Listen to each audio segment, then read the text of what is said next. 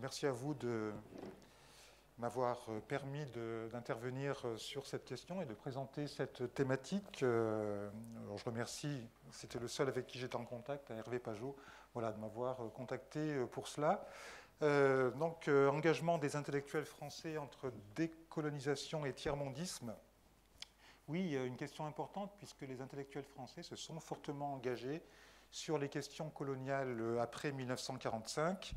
Et dans la continuité de ce combat, certains se sont engagés, alors là au cours des années 60, pour soutenir la lutte de pays qui incarnaient le courant tiers-mondiste contre l'Occident, contre l'impérialisme de l'Occident, et ça a été le cas en particulier au Vietnam. Et ces engagements ont été ceux, entre autres, de Laurent Schwartz, d'où voilà, ça explique les raisons de ma présence ici et de mon intervention sur ces thématiques. Alors, on a eu affaire à un engagement vraiment massif. Alors, bien sûr, avec les armes qui étaient celles qui sont celles des intellectuels, pour l'essentiel, c'était celle de l'écrit. Ils sont intervenus en publiant des textes dans la revue, dans la presse, les journaux, des pétitions. On verra beaucoup de pétitions. Parfois, ils ont publié des ouvrages, type essais, témoignages, et puis certains sont allés un peu plus loin en créant des comités et d'autres formes d'intervention. Donc, sur les questions coloniales, une intervention massive des intellectuels après 1945. Alors, ce n'est pas une nouveauté que des intellectuels interviennent sur ces questions. Ce fut déjà le cas avant la Seconde Guerre mondiale, mais pas avec la même intensité. Donc, la première question que je poserai, c'est qu'est-ce qui explique l'intensité de l'engagement des intellectuels sur les questions coloniales après 1945. Puis on verra dans un deuxième temps que cet engagement massif des intellectuels a été particulièrement massif au cours de la guerre d'Algérie, entre 1954 et 1962, qui constitue une sorte d'apogée de l'engagement des intellectuels sur ces problèmes de décolonisation. Et puis on terminera par les interventions d'intellectuels au cours de la guerre du Vietnam, donc la deuxième moitié des années 60. Et nous verrons que cet engagement sur la question vietnamienne s'est inscrit en partie dans la continuité des interventions sur l'Algérie. Alors tout d'abord, qu'est-ce qui explique l'intensité de l'engagement des intellectuels français sur les questions coloniales après 1945? C'est lié à deux facteurs. Le premier, c'est lié à l'évolution de la notion de l'engagement, enfin de la question de l'engagement intellectuel au cours du premier XXe siècle. Alors tout d'abord, qu'est-ce qu'on entend par engagement intellectuel? Engagement des intellectuels dans les débats politiques, ça répond à une définition précise, ce sont des personnes, hommes et femmes de culture, créateurs, écrivains, médiateurs, notamment des enseignants, journalistes, des savants, chercheurs comme Laurent Schwartz, qui, au nom des compétences qu'ils ont acquises dans leur profession, dans leur métier, interviennent dans le débat politique, alors pour éclairer l'opinion, pour défendre une cause qu'ils jugent légitime, éventuellement pour tenter de peser sur le choix des décideurs politiques. Bon, pour prendre une illustration, voilà une figure que vous connaissez bien aujourd'hui depuis plusieurs décennies déjà, qui intervient régulièrement, notamment sur les conflits internationaux, voilà, Bernard-Henri Lévy.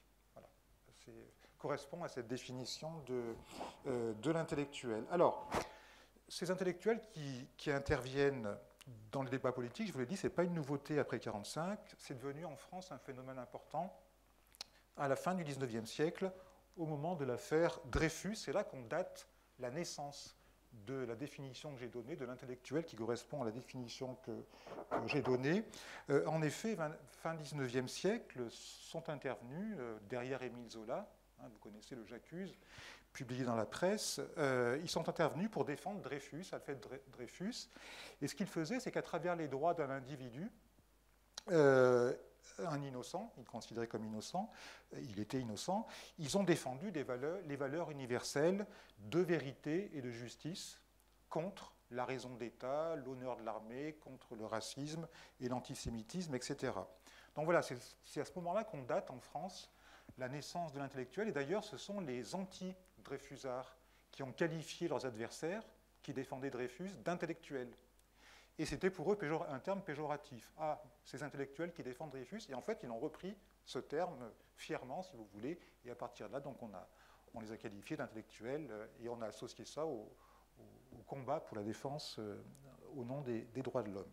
C'est l'année de début de procès. 98, à partir du J'accuse de Zola, quand l'affaire devient retentissante et qu'elle devient un phénomène de débat politique qui a profondément secoué Mais déjà, vous avez raison, parce que dès 1894-95, en fait, les premiers intellectuels comme Jaurès, ils commencent à se dire, voilà, c'est pas clair cette histoire, et ils sont d'ailleurs sollicités par la famille de Dreyfus, et ils commencent à vouloir faire justement, porter l'affaire sur la place publique.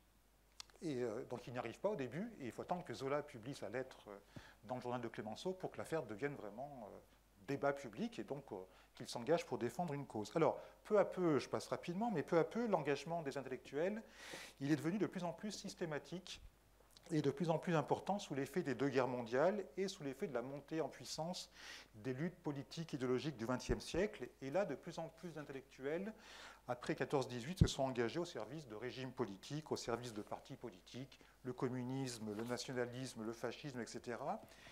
Et sous l'effet de ces enjeux politiques, l'engagement au service justement de partis, de régimes politiques, a pris une place croissante à côté de l'engagement au service des valeurs universelles, à tel point qu'en 1945, l'engagement des intellectuels, il est conçu comme un devoir qui doit être permanent, donc comme étant inhérent à la fonction d'intellectuel. Alors celui qui définit le mieux cette notion, c'est Jean-Paul Sartre, dans sa revue Les Temps modernes, qu'il fonde à l'automne 1945, et dans le premier numéro, dont j'ai reproduit la couverture ici, le texte qui ouvre ce numéro, c'est le texte de présentation de Sartre, il a valeur d'éditorial, donc il annonce le programme qu'il entend suivre à travers cette revue. Et donc c'est un long texte, plusieurs dizaines de pages, et il définit la fonction, il dit l'écrivain, mais ça revient à l'intellectuel, et il définit ce que doit faire la fonction qu'il attribue à l'écrivain, à l'intellectuel. Il dit les combats pour les valeurs universelles, ça ne suffit pas. L'intellectuel, il est en prise, il est inscrit dans son temps, il est inscrit dans un contexte historique, et du coup, il doit intervenir dans tous les débats de son époque. Et d'ailleurs, la revue qu'il fonde, Sartre, revue mensuelle, qui est publiée donc chaque mois régulièrement, elle est faite pour avoir une tribune lui permettant d'intervenir dans tous les débats politiques de son temps. Et il dit l'intellectuel a une responsabilité. Même celui qui n'interviendra pas, il sera responsable, puisque du coup, par son silence, il cautionnera les injustices. Voilà. Donc, vous voyez, l'engagement, il devient inhérent, après 1945, à la fonction de l'intellectuel. On ne peut pas échapper à cette responsabilité de l'intellectuel. Donc, voilà, c'est dans ce contexte que s'inscrivent, au lendemain de la guerre, les intellectuels français, et un contexte qui les conduit à intervenir massivement dans les débats politiques. Alors, deuxième élément qui explique que nombre d'intellectuels sont intervenus massivement sur les conflits de décolonisation. Bien sûr, c'est lié à la situation des colonies des empires coloniaux. Alors, il y a quand même deux enjeux majeurs après 1945 sur lesquels les intellectuels sont beaucoup intervenus. Le premier, vous le savez, c'est les conflits de guerre froide. Bloc de l'Est pro-communiste contre bloc pro-américain, démocrate et libéral. Et ça a beaucoup marqué, bien sûr, les intellectuels, parce que beaucoup étaient à gauche, très séduits par le modèle soviétique. Pour aller vite, c'était l'effet Stalingrad, le prestige immense qui entourait l'URSS et qui avait conduit bon nombre d'intellectuels, d'ailleurs, dès la guerre, à entrer dans la résistance, et puis ensuite à se placer au service, si je puis dire, de la cause communiste. Et puis le deuxième enjeu, mais on verra que les deux sont en partie liés, c'est les questions coloniales. Autour de ces enjeux de guerre froide se superposent les enjeux de colonisation. En effet, on a encore de vastes empires coloniaux après 1945, l'Empire britannique, le plus vaste au monde, l'Empire français, il y a encore le Congo belge, il y a encore les colonies portugaises, etc. Or, après 1945, on est dans un contexte international qui conduit à une remise en cause de la domination coloniale, en particulier dans le cas de l'Empire français, parce que cet Empire français, quand on est dans les colonies, du point de vue des colonisés, on a vu la France qui s'est effondrée au printemps 40, donc ça a été une surprise et un choc important. Et puis ensuite, vous le savez, l'Empire a été un enjeu, l'Empire français a été un enjeu considérable entre le régime de Vichy qui a conservé une grande partie des colonies et puis la France libre. La première assise territoriale de De Gaulle et de la France libre, c'est dans l'Empire. C'est le Tchad du gouverneur Félix Éboué qui rallie De Gaulle dès le mois d'août 40 et qui fait basculer ensuite l'AEF, l'Afrique équatoriale, du côté de la France libre. Puis ensuite, on a eu l'AOF, l'Afrique du Nord, etc. Mais voilà, pour la France libre, ça a été un enjeu extrêmement important. Et du coup, vous le savez, De Gaulle et la France libre ont mobilisé quantité de soldats des colonies pour venir libérer la métropole. Pensez au débarquement en Provence au mois d'août 1944. La France libre a aussi puisé considérablement dans les ressources des colonies. Bref, les colonisés attendent en retour, bien sûr, une reconnaissance des sacrifices auxquels ils ont consenti. Puis par ailleurs, les deux grandes puissances mondiales, les deux superpuissances qui émergent en 1945, ce sont deux puissances qui sont, pour des raisons différentes, hostiles à la colonisation. Donc ce sont les États-Unis qui, par leur histoire ex-colonie émancipée, sont hostiles à la colonisation. Et puis, pendant la guerre, et voilà, ils poussent dans ce sens. Ils ont publié la Charte de l'Atlantique en août 1941, Roosevelt, Churchill, proclamant le droit, cette fois, de tous les peuples, pas comme en 1918, de tous les peuples à disposer d'eux-mêmes, à s'émanciper. Les États-Unis, ce sont eux qui ont libéré l'Afrique du Nord. Le Maroc et l'Algérie, en novembre 1942, ça a suscité un très très fort espoir chez les populations marocaines et algériennes d'émancipation. Et puis l'ONU reprend ce programme de droit des peuples, de tous les peuples à l'indépendance, dans sa charte, qui est publiée en 1945. Et puis deuxième grande puissance, même si elle a moins d'influence sur l'Afrique du Nord et sur l'Afrique en général, rôle de l'URSS malgré tout, qui est anticolonialiste par doctrine. Or, en 1945, la France, elle n'est pas dans cette perspective-là. Au contraire, les gouvernements provisoires comme ceux de la 4e République, ils ont tendance à considérer, ils considèrent que l'empire colonial, c'est un des derniers atouts qu'il reste à la France pour espérer maintenir son rang de grande puissance. Ils misent sur l'empire colonial pour faire en sorte que la France compte encore dans le monde comme grande puissance. Alors, ils ont bien compris, ils font quelques réformes, vous le savez, après 1945, on crée l'Union française, mais je dirais que ces réformes sont notoirement insuffisantes. Le principe, pour aller vite, c'est que la France pratique une politique d'assimilation, d'émancipation des colonisés par l'assimilation dans la citoyenneté française. En 1945, tous les ressortissants des territoires d'outre-mer, des colonies, ont la citoyenneté française. Ils ont des droits politiques, ils peuvent voter pour élire leurs députés qui siègent à l'Assemblée nationale à Paris. Mais la France ne va pas jusqu'au bout de la logique d'assimilation, puisqu'elle maintient un régime d'inégalité sur le plan des droits politiques, puisque dans les colonies, on vote selon deux collèges. Le collège des colons et le collège des autochtones. Et les deux, bien que les colons soient très minoritaires et les autochtones très majoritaires, ils élisent le même nombre de représentants à Paris. Vous voyez, donc il n'y a pas d'égalité absolue en ce qui concerne les droits politiques. Donc voilà, du coup, les colonisés n'en veulent plus. En 1945, ces réformes-là qui sont faites par la France de l'Union française, c'est trop tard. Ils n'en veulent plus. Ce qu'ils veulent, ce qu'ils revendiquent, c'est au moins l'autonomie interne, voire l'indépendance complète. C'est le cas en Indochine, c'est le cas de l'Afrique du Nord. Or, la France refuse ces évolutions vers l'indépendance, et quand il y a des émeutes, des manifestations, des insurrections, vous le savez, elle réprime très fortement. C'est pour cela que c'est symbolique. Le 8 mai 1945, le jour de la capitulation allemande, la France a réprimé les manifestations de Guelma et de Sétif dans le Constantinois, en Algérie, de façon très très violente. On n'a pas les chiffres exacts, mais on estime que ce sont plusieurs milliers de morts qui ont été faits en quelques semaines à la suite de ces manifestations qui ont mal tourné. Je citerai aussi deux ans plus tard, en 1947-1948, la terrible répression de l'insurrection à Madagascar. Là aussi, on ignore le nombre de victimes exactes, Ça a duré 1 an, la répression. Mais voilà, aujourd'hui, on estime 15-20 000 morts. 15-20 000 morts, donc c'est tout à fait brutal et d'une violence extrême. Bref, il y a une gravité, il y a une urgence, vous voyez, de cette situation dans les territoires coloniaux qui explique la volonté des intellectuels d'intervenir et l'intensité de leur engagement. Alors, engagement dans la question algérienne, ça a été l'acmé, en quelque sorte, de l'engagement des intellectuels, avec quand même, avant de venir sur le moment de la guerre d'Algérie en 54-62, il y a une autre guerre, celle d'Indochine, 46-54. Alors, des intellectuels sont intervenus déjà sur l'affaire indochinoise parce que le mouvement indochinois nationaliste, il était aussi communiste, et du coup, on a des intellectuels communistes français qui ont soutenu l'insurrection, la guerre menée par le mouvement dirigé par Ho Chi Minh.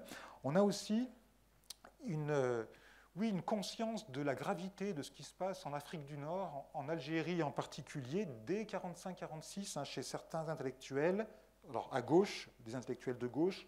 J'ai cité tout à l'heure, donc, alors pour aller vite, les temps modernes, Sartre, ils sont très à gauche, marxistes, mais ils sont restés indépendants du Parti communiste. Même chose pour la revue Esprit d'Emmanuel Mounier, qui est un philosophe originaire de Grenoble, qui a fondé cette revue en 1932, qui la relance en 1944. Laurent Schwartz aussi, à ce moment-là, il intervient déjà sur les questions concernant les colonies, en particulier l'Afrique du Nord. Et dans les colonnes de ces revues, on dénonce la situation bien sûr faite aux autochtones, l'insuffisance des réformes, les conditions sociales, les répressions. Regardez la revue Esprit, voilà, j'ai reproduit un numéro, on est en 1947, ce sont 2 numéros d'avril et juillet 1947. Regardez le titre du dossier, « Prévenons la guerre en Afrique du Nord ». On a bien senti que les choses elles tournaient mal et qu'on risquait d'aller au pire, d'un conflit généralisé. Et puis donc l'éditorial, le premier article, et puis après il est décliné sous la forme de plusieurs articles, vous voyez, sous la plume d'André Mandouze, qui a été quelqu'un qui s'est beaucoup investi, un intellectuel qui s'est beaucoup investi sur les questions de décolonisation. Voilà, il y a eu une série d'articles rentrant dans cette thématique, prévenant la guerre en Afrique du Nord. Donc déjà une prise de conscience de la gravité de la situation. Toutefois, bien qu'en Indochine, on ait affaire à un conflit, une véritable guerre ouverte, disons que les interventions des intellectuels elles ont existé, je viens de le dire, mais elles restent relativement modestes parce que l'Indochine, c'est loin géographiquement. C'est loin de la métropole. L'armée française qui combat, c'est une armée de métier, ce n'est pas le contingent. Peu de colons sur place, si on compare à l'Algérie, qui était la seule colonie de peuplement. En Indochine, peu de colons. Donc le retentissement en métropole de la guerre d'Indochine est relativement étouffé. En tout cas, il est très, très nuancé. Et puis, il y a ça explique les moindres réactions. Et puis, dans le cas de l'Indochine, de guerre de décolonisation 46-50, on passe à un conflit de guerre froide à partir de 50. Les États-Unis, ce sont eux qui ont financé en grande partie, à 80%, je crois, qui ont financé l'intervention française pour barrer la route, en fait, au mouvement communiste. C'est le début de la guerre de Corée. Et donc, les États-Unis ont peur que, dans un autre endroit, l'Indochine, ça bascule du côté communiste. Donc, ils ont soutenu la France. Donc, c'est devenu un conflit de guerre froide plus qu'un conflit de décolonisation. Alors, toutes ces données, elles changent avec avec la guerre d'Algérie. Puisque, alors là, inversement de l'Indochine, proximité géographique, le contingent a été envoyé dès 1955 et massivement à partir de 1956. Présence d'un fort colonnat européen, 1 million de colons contre, si je puis dire, face à 9 millions de populations autochtones, musulmanes, c'était le terme qui est désigné officiellement. Et puis le statut de l'Algérie, vous le savez, prolongement du territoire français en Afrique du Nord, puisque c'était 3 départements. Et donc les lois françaises s'appliquaient en Algérie, qui dépendaient du ministère de l'Intérieur.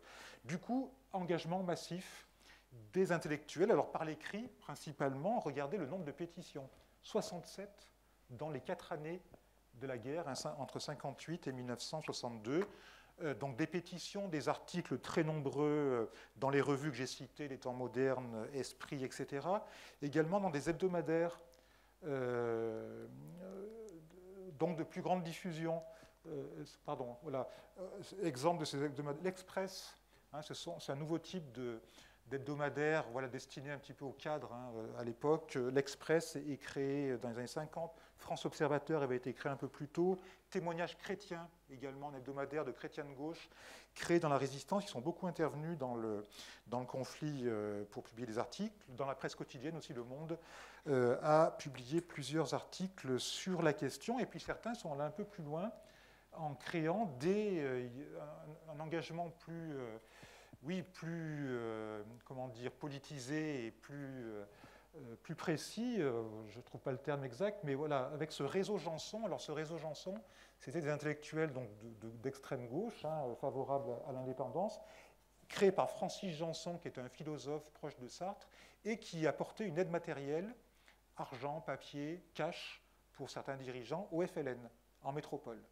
Et on les a surnommés les porteurs de valises, parce qu'ils portaient des valises de billets, de papier, etc., pour venir en aide aux militants du FLN en France.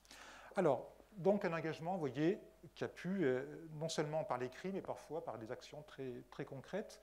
Alors, quel clivage ont marqué l'intervention massive des intellectuels dans ce conflit? En gros, mais ce n'est pas tout à fait vrai, mais globalement, c'est un clivage gauche-droite, gauche, intellectuel de gauche, favorable à l'indépendance, droite, pro-Algérie française. En fait, c'est plus compliqué que ça, c'est pas aussi manichéen, parce que des gens de gauche, intellectuels de gauche, ont été pro-Algérie française, y compris des gens de gauche qui ont fait la résistance, et qui, au nom des valeurs de la résistance, disaient qu'il faut garder l'Algérie, parce qu'il faut qu'on l'émancipe, mais dans la citoyenneté, française. Souvent, c'était des gens de gauche qui étaient attachés aux valeurs de la Troisième République, qui préconisait justement l'assimilation dans la citoyenneté française, qu'elle n'a jamais faite, mais ils y croyaient encore. Et puis souvent aussi des intellectuels qui étaient attachés à la laïcité.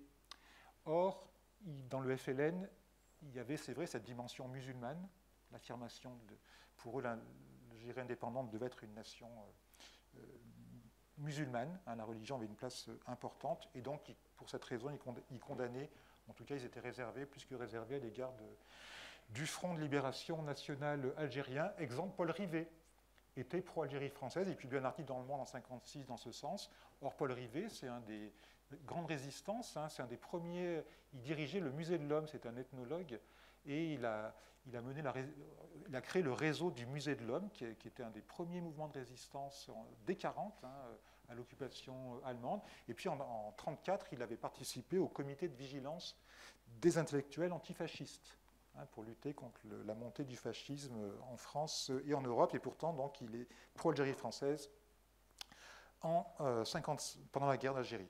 Deuxième, alors inversement, donc des gens de gauche pro-Algérie française, inversement, il y a des gens de droite qui étaient plutôt favorables à l'indépendance, ou en tout cas qui sont intervenus pour dénoncer les méthodes employées par l'armée française, notamment la répression et bien sûr, c'est bien connu maintenant, le recours à la torture, souvent des catholiques, intellectuels catholiques, alors vous voyez, des modérés, centre-droit, je dirais, Mauriac, dans l'Express, où il publie son bloc-notes, dès fin 1955, il y a un an à peine après le début des événements, comme on disait, il dénonce ce qu'il appelle la question,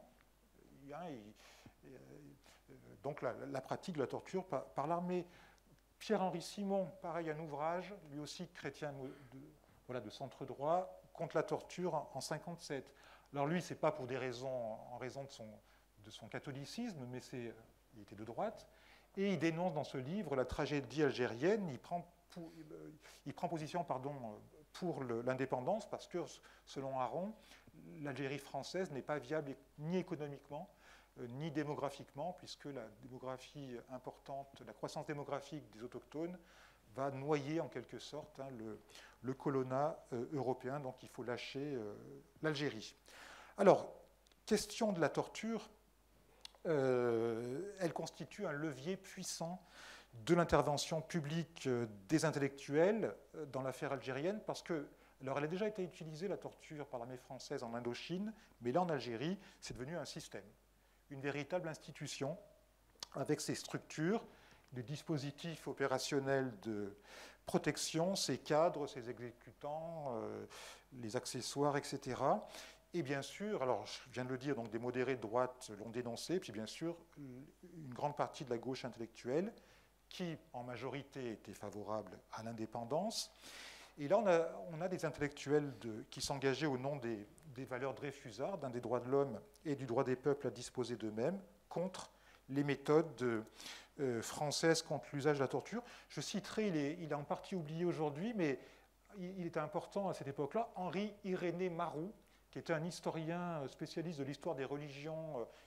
Il a travaillé sur Saint-Augustin. Voilà, il a fait sa thèse sur Saint-Augustin, donc vous voyez Antiquité tardive et histoire des premiers chrétiens, pour aller vite.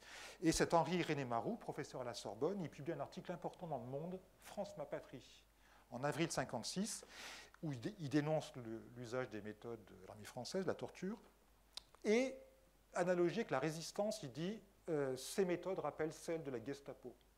Ce sont les mêmes méthodes que vous utilisez en Algérie, ce sont celles que les nazis, la Gestapo a utilisées en 1940-1944. Il fait une analogie aussi avec les camps. Les Français ont créé des camps, alors c'est des camps de déplacement, bon. Mais pour choquer l'opinion, il dit ça rappelle Mauthausen, etc. Alors bien sûr, analogie avec la résistance, lui-même est un ancien résistant, Maroux. Et puis dans son article, l'argument massu, c'est de dire la France contrevient à ses principes. La France de la Révolution, des droits de l'homme, voilà ce qu'elle fait. Et donc il y a un fossé entre les principes droits de l'homme dont la France démocratique, dont la France se réclame, et ce qu'elle pratique en Algérie. Alors, engagement également par des comités, comités des intellectuels contre la poursuite de la guerre en Afrique du Nord, auquel a participé Laurent Schwartz, et puis une mobilisation importante au moment de l'affaire, si je puis dire, Maurice Audin. Alors, voilà, bien connu, puisque Laurent Schwartz s'est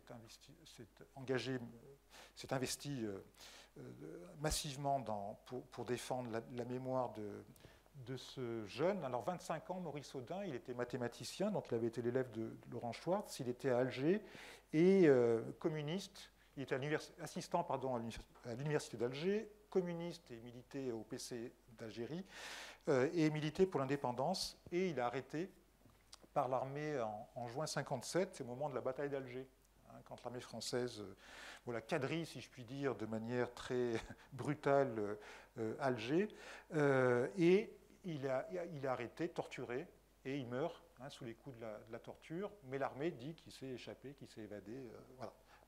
Son entourage, on n'y croit pas à gauche, et donc Laurent Schwartz et son directeur de thèse, alors d'une part, il était prêt à boucler sa thèse, Maurice Audin, donc ils organisent la soutenance de thèse en l'absence de Maurice Audin à la Sorbonne en décembre 1957, et puis ils fondent le comité Audin en novembre 1957, où on retrouve Laurent Schwartz et un historien, Pierre Vidal-Naquet, bien sûr pour révéler les circonstances de la disparition de Maurice Audin, et ça débouche aussi sur la publication par Vidal-Naquet de l'affaire Audin au printemps 1958, alors aux éditions de Minuit, publiées sous l'occupation.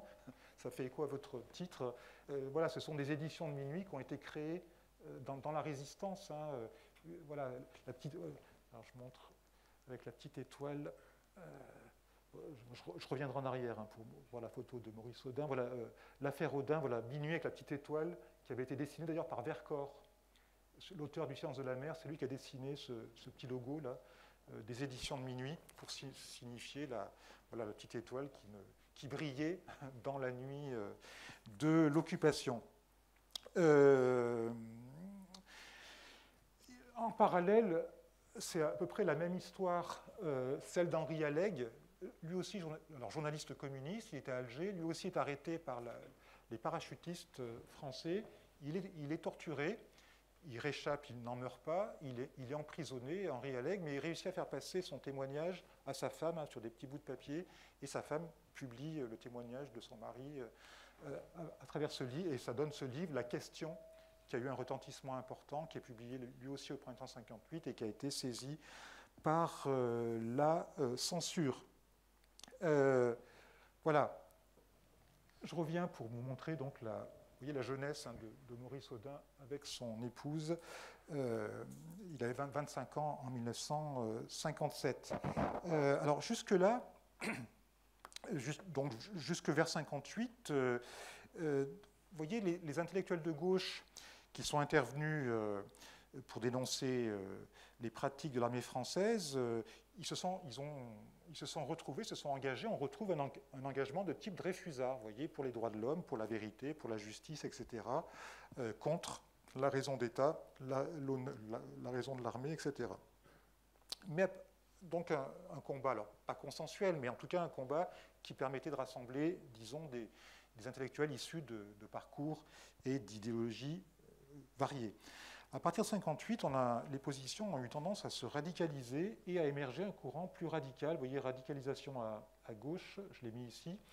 Un courant plus radical marqué par un engagement de type marxiste et qui lutte, lui, alors bien sûr, qui dénonce aussi la question de la torture, mais il défend l'indépendance plutôt au nom de l'anticolonialisme, de l'anti-impérialisme, vous voyez, pour des raisons davantage idéologiques, et il préconise l'émancipation des peuples par la voie révolutionnaire, avec l'idée que les peuples colonisés, opprimés, incarnent désormais l'espoir de révolution.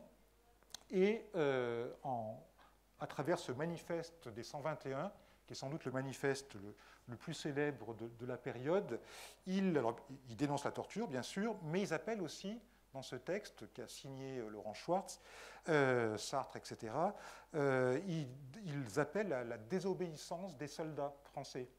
Donc ils légitiment la désertion des soldats français, la désobéissance, et ils légitiment aussi l'action des gens du réseau Janson, donc les porteurs de valises, parce qu'au même moment, ce réseau a été démantelé, et il y a un procès, une partie a été arrêtée, et il y a un procès qui a lieu à Paris, qui a un retentissement important, et donc le manifeste des 121, il est publié au moment du procès pour légitimer à la fois l'insoumission des soldats et l'aide apportée par les intellectuels qui s'étaient engagés dans ces réseaux des porteurs de valises, ces réseaux Janson. Donc vous voyez un engagement assez radical qui a valu des sanctions.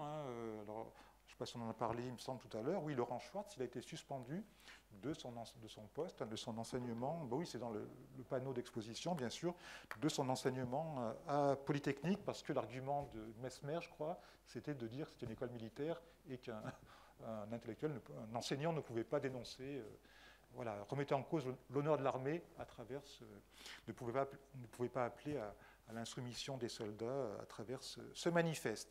Alors certains sont même allés un peu plus loin dans le processus de radicalisation. J'évoque, alors, vous devez connaître ce nom, Frantz Fanon, Les damnés de la terre.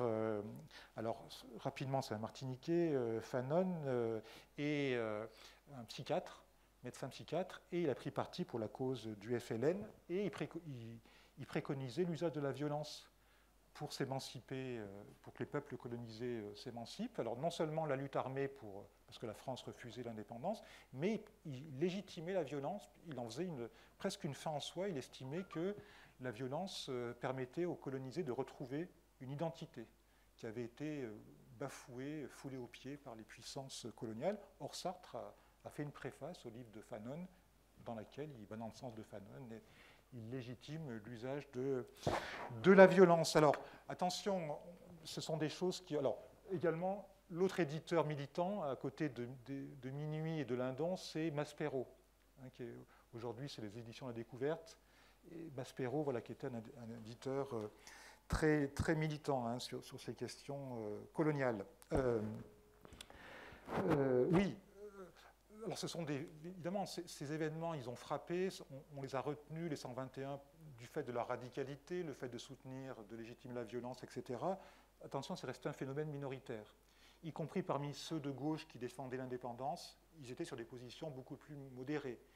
Ils militaient davantage pour une paix négociée, pour l'arrêt des combats, mais pas pour des mesures ou des méthodes aussi radicales.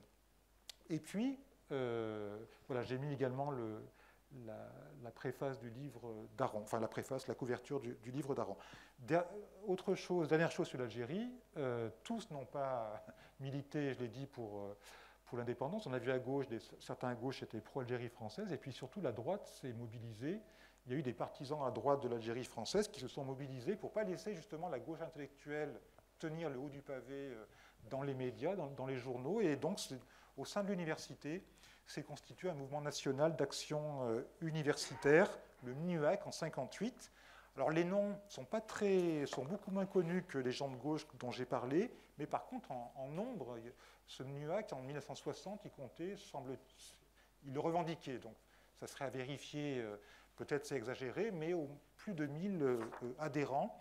Et parmi eux, il y avait des gens, alors moins connus des médias, mais dont les positions institutionnelles pouvaient être importantes, des professeurs d'université, alors des latinistes comme Jacques Ergon, et puis j'ai retenu des historiens parce que c'est ma déformation professionnelle. Voilà, Roland Mounier, historien de l'époque moderne, ou Girardet, qui est un historien de l'époque contemporaine. Également des écrivains comme Roger Nimy ont participé à ces milieux.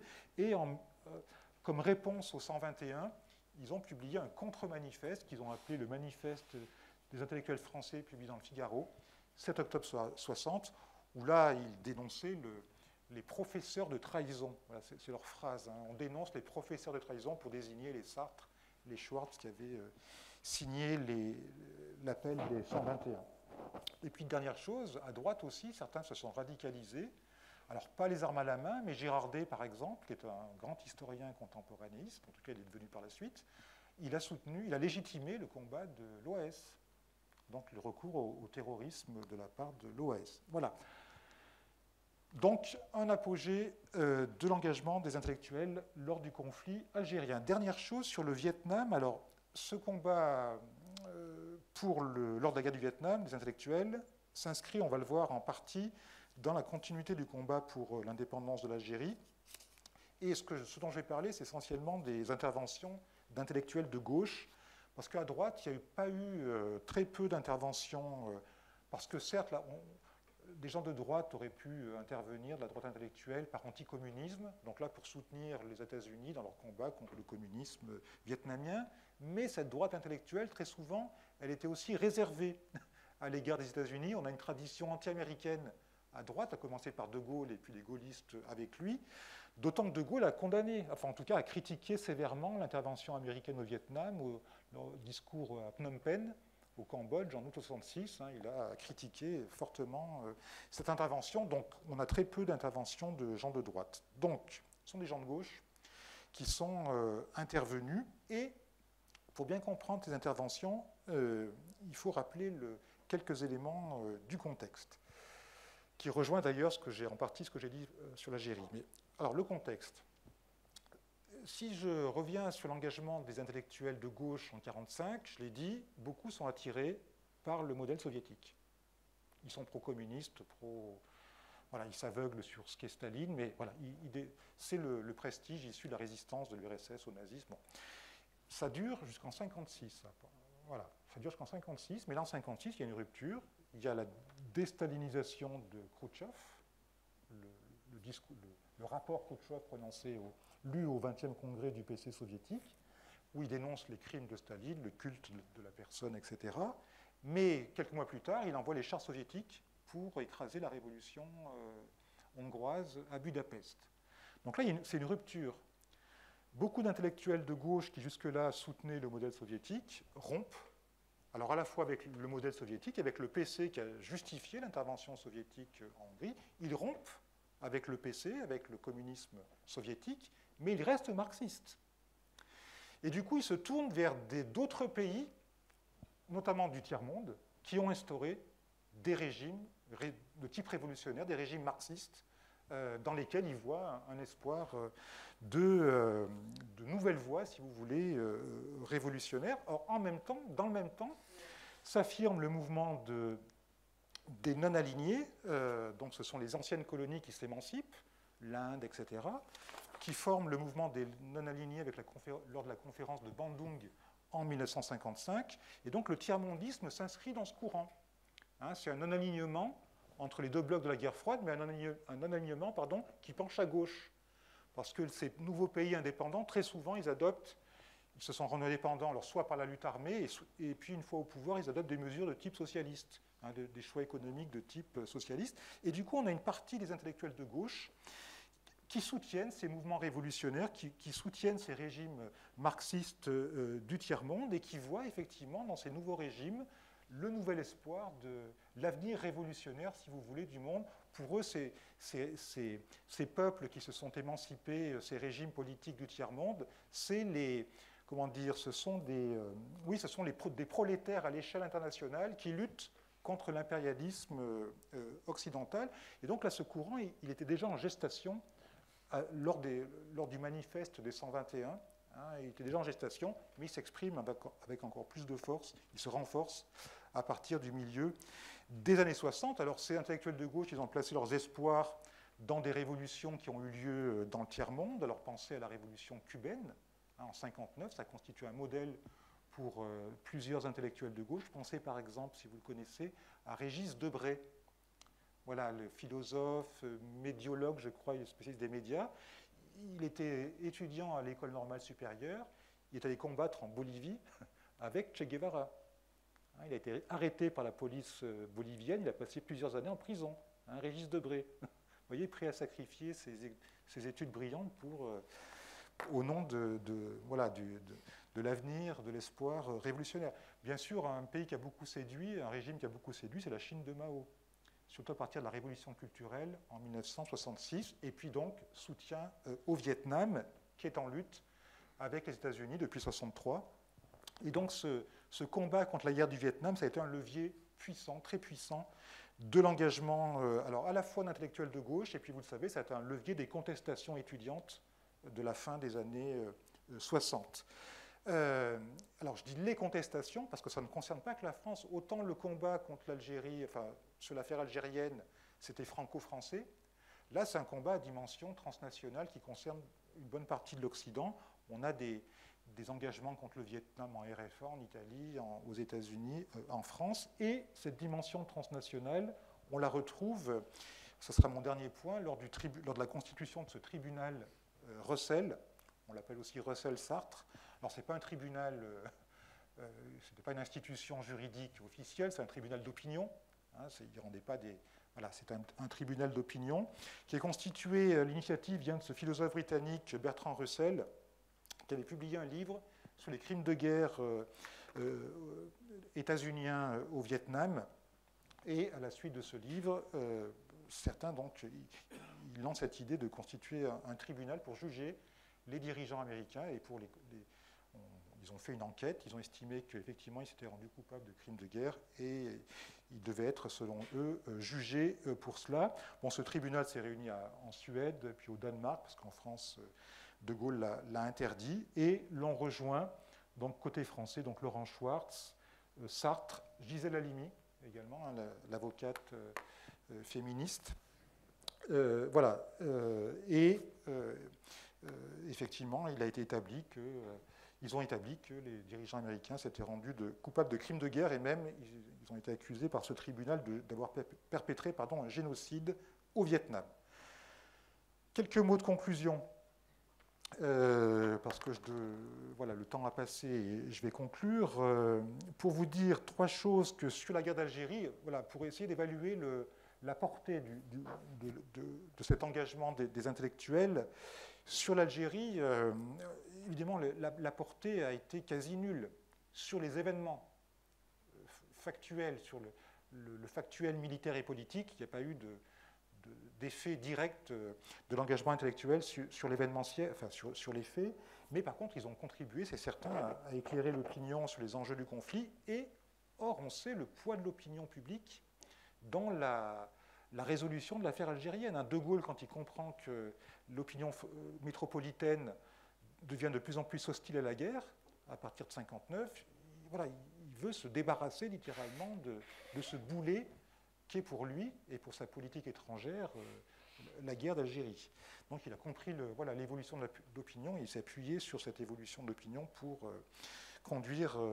mettre un terme au conflit. Deuxième chose, l'engagement des intellectuels tiers-mondistes, etc., bien sûr que certains intellectuels se sont fourvoyés, parce que les régimes qu'ils ont soutenus on s'est rendu compte quelques années plus tard qu'ils ont instauré une fois au pouvoir des régimes de dictature et ils se sont rendus coupables d'exactions. Bon, pensez le Vietnam du Nord quand il a envahi le Sud en 1975, pensez la révolution culturelle de Mao. Au bas mot, c'est 2-3 millions de morts. Hein. Voilà, donc bien sûr que... et puis à droite, certains ont soutenu, je l'ai dit, des organisations terroristes, hein, l'OAS. Donc il y a eu un fourvoiement, c'est incontestable. Mais je terminerai sur ce point, c'est que aujourd'hui, dans la mémoire, sur la mémoire de la guerre d'Algérie, ce qu'on retient aujourd'hui, ce qu'on retient en partie, c'est quand même le combat contre la torture. Il a été très important. Le combat contre les méthodes de l'armée française en Algérie, c'est important, à tel point que depuis quelques années, il y a une reconnaissance officielle. C'est en septembre 2018 que notre président actuel a reconnu l'implication de l'État français dans la mort, d'une part dans la mort de Maurice Audin, et dans l'existence d'un système de torture mis en place par l'armée et couvert par les différents gouvernements. Voilà, je vous remercie. J'en ai terminé.